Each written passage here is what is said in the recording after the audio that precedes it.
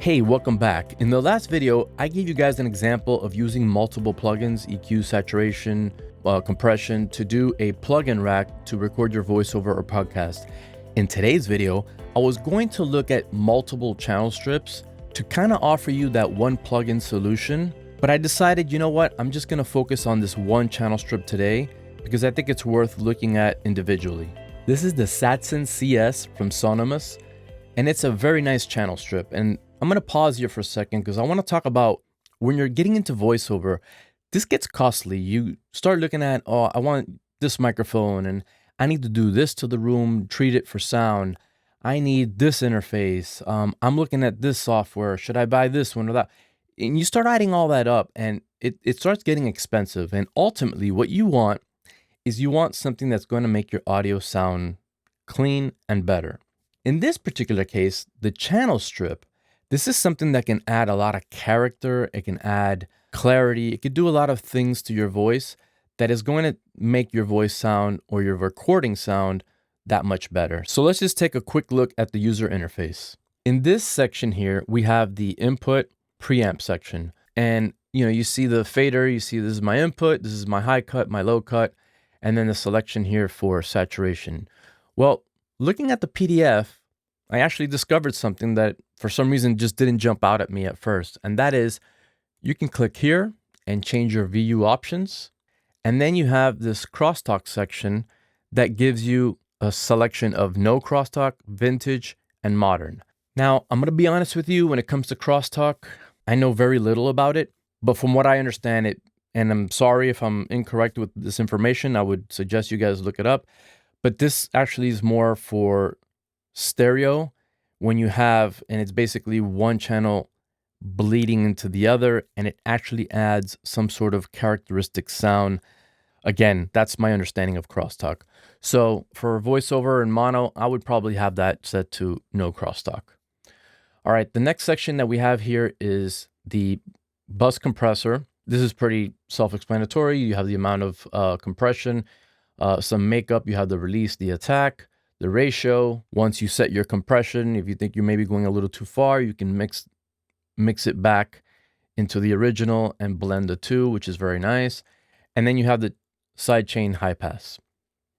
And now in this next section here, you have your EQ section, which you have the low here, low mid, and your high settings. And the high and low are usually set to shelf unless you select this bell selection, which will give you a bell peak.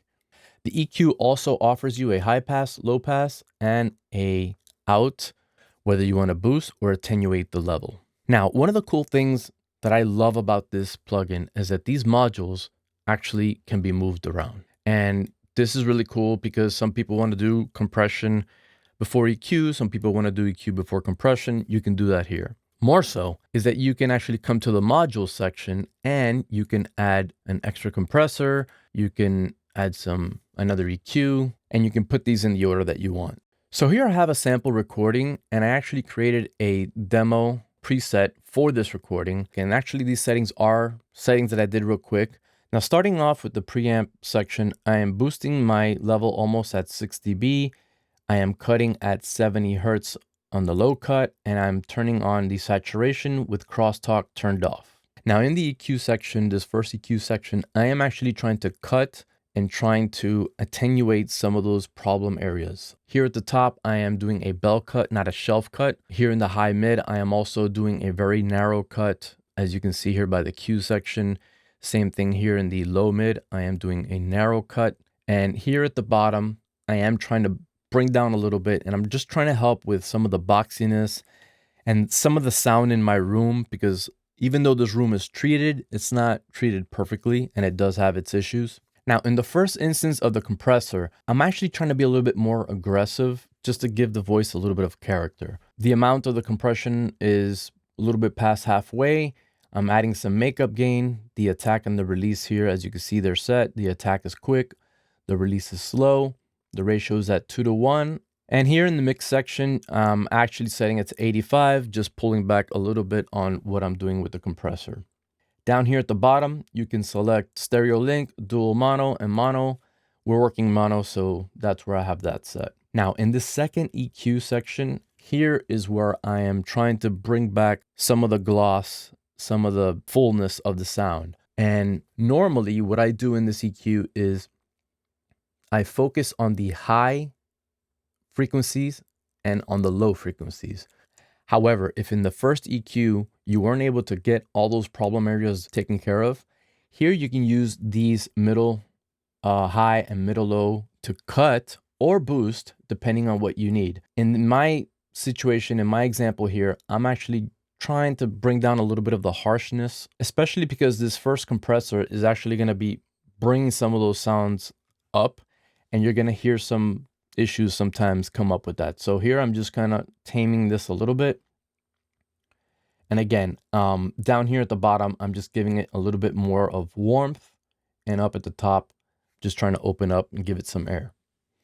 Now, this last compressor that I have set up here, I'm actually just trying to catch peaks. I'm trying to make sure that my audio doesn't peak, and I'm trying to use it to level compensate. So in other words, I want my level coming in. If you have your level set correctly, I want that same level on the way out. And it's very easy to boost volume, and then you get this perceived notion that it sounds better. But in this particular case, my audio coming in was at the right level, and I'm just trying to make it sound better, not louder. So with this compressor, I'm trying to control those peaks and trying to control that level. And that's pretty much it for my setup on this channel strip. In this particular setup, you're using one plugin, even though you have these 5 different modules that are working. All right, now let's take a listen to what it sounds like. I'm gonna play it first with the plugin turned off, and then we'll turn it on. Combining the efficiency of channel strips with the flexibility of a virtual rack, Satson CS creates a perfect mixing environment with endless possibilities. It allows to easily combine and rearrange up to 8 modules of the Satson Channel Stone EQ and a specially created bus compressor in one single plugin. Okay, so as you can hear, I'm not being very aggressive with these settings, but it sounds better. The idea is to give your voice a polished finish. My voice is being recorded into a DBX 286, where there is a little bit of compression happening, some gating, and a little bit of de-essing. In your particular case, maybe you're using a USB microphone, or maybe you're just going straight through an interface, and you don't have any kind of processing whatsoever. This plugin can actually help you create that sound that you're looking for. Other things that are worth looking at on this interface is you can scale it. So if you're struggling to read what's on the interface, you can definitely bring that up and take a closer look. Another feature of this plugin is oversampling. And just so you know, I had it set to 2 times oversampling. You can totally set this plugin to no oversampling, and it's going to sound good. It's a good sounding plugin. Now, would I recommend this plugin? I would say yes.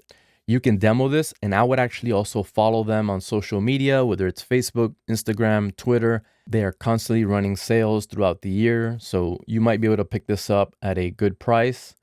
And I say it's definitely worth checking out. Go out and demo it and see if it fits your workflow.